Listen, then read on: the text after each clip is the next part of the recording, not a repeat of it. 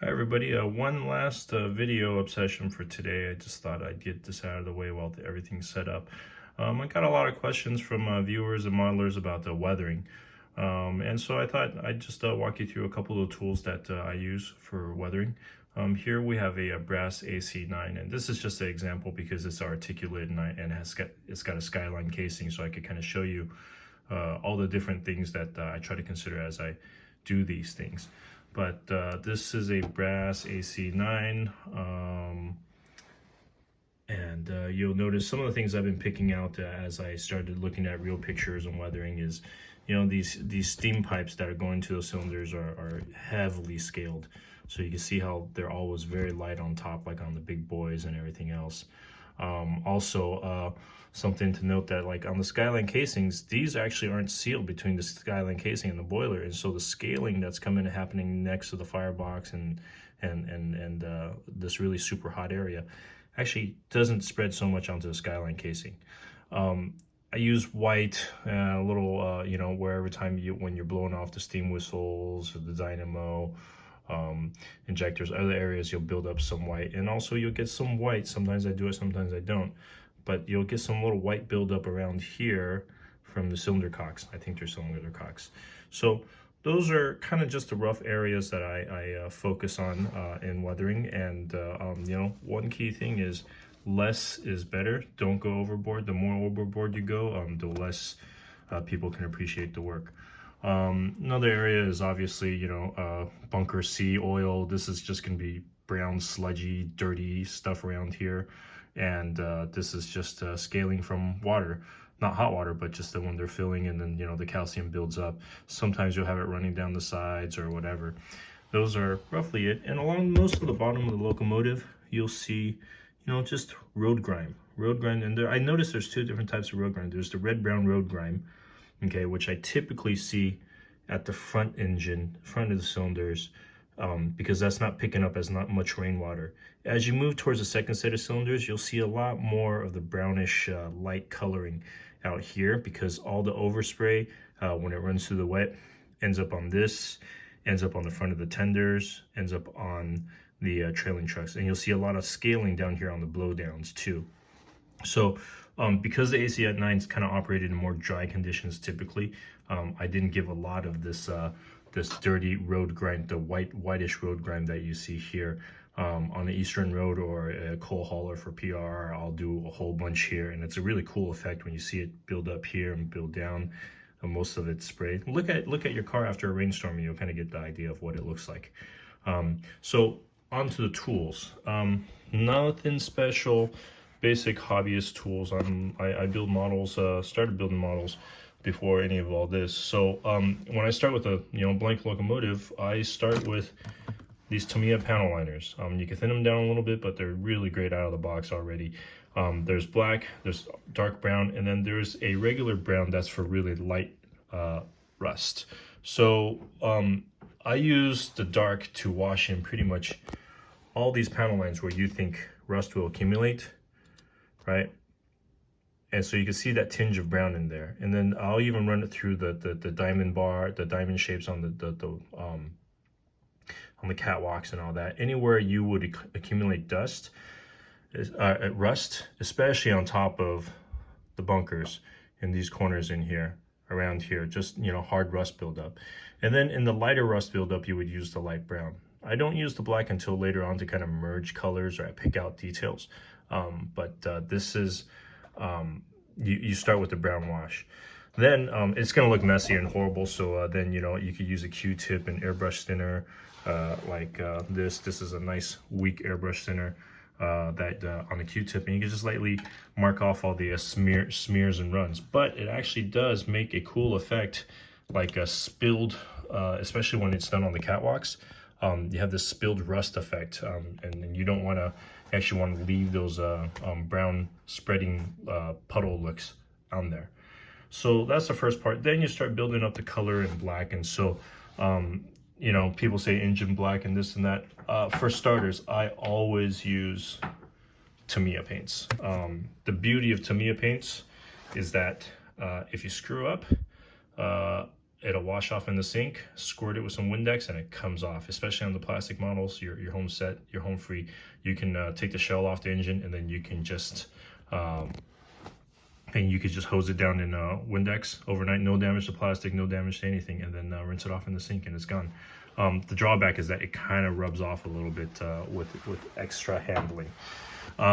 So you can basically start by highlighting the entire engine. Where did my pointer go?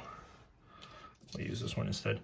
You know, so nothing is true black on the engine, but there's going to be overspray and build up. So basically the bottom of the model should be darker, and as you move up to the higher areas, it should be lighter, lighter, lighter.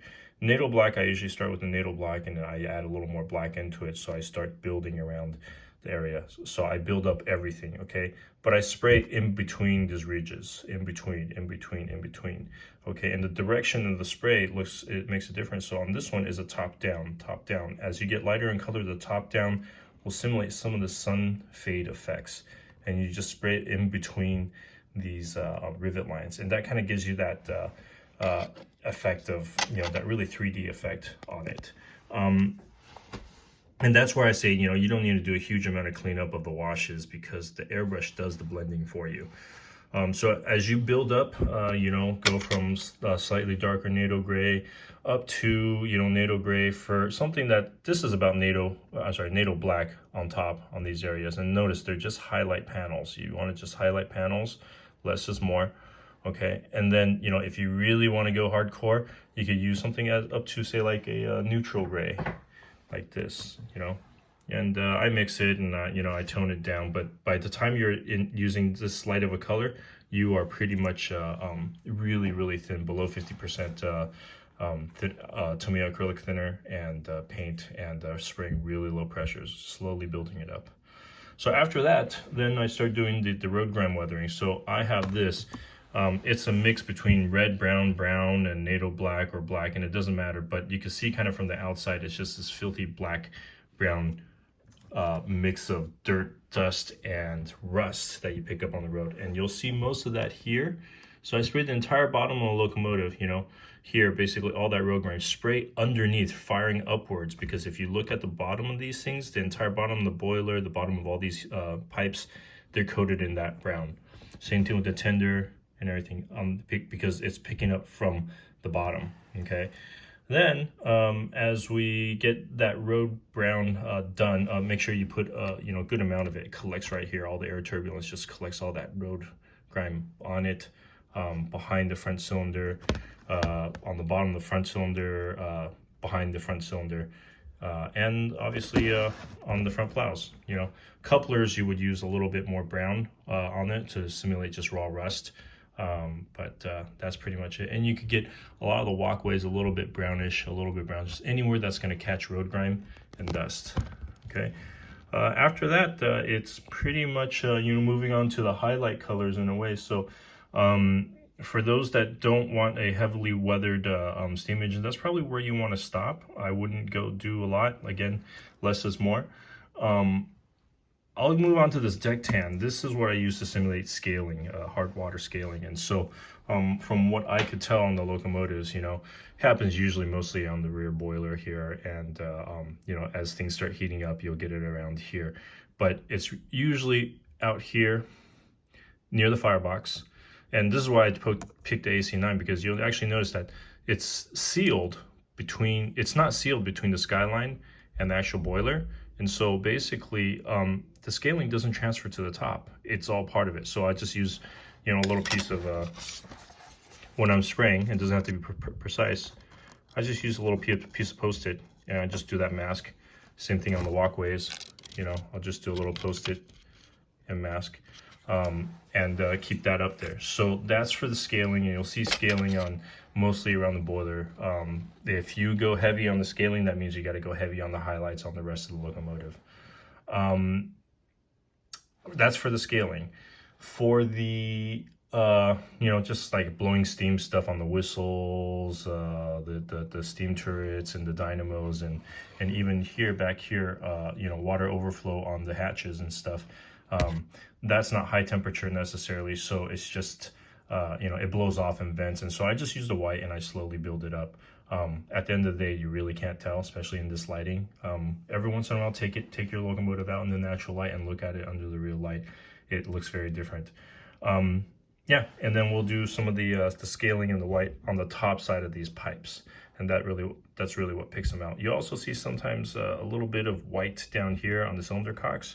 If you choose to do that, and that's a possibility as well. The last bit is the real grime, which is this is a Buff XF57. I use that for basically the effect of water being picked up off the rails. Now this is a Western road operated in Nevada and all that, so it didn't get that much rain. On the Eastern road you'll just get a lot, and then you'll get all of it. What I've noticed is that it doesn't get picked up on the front, it gets picked up all on the back. And then you'll get a lot of scaling here on the blowdowns, and you'll, just like on your car on a rainy day, it'll come up and across on that. So that's basically it for the weathering. I actually don't seal the engines because once you seal it, you'll tone everything down. So that's one solution if you want to use clear coat, like a tester dull coat out of an airbrush. Be careful to run it really thin. It might frost and all that, so but it'll tone everything down. And I usually don't go for a full flat black. I go for like a little bit of semi-gloss mix. That's about it for this weathering. Feel free to reach out if you have any questions, but it's N scale and there's better guys at it. But for a train running around, I think this will work.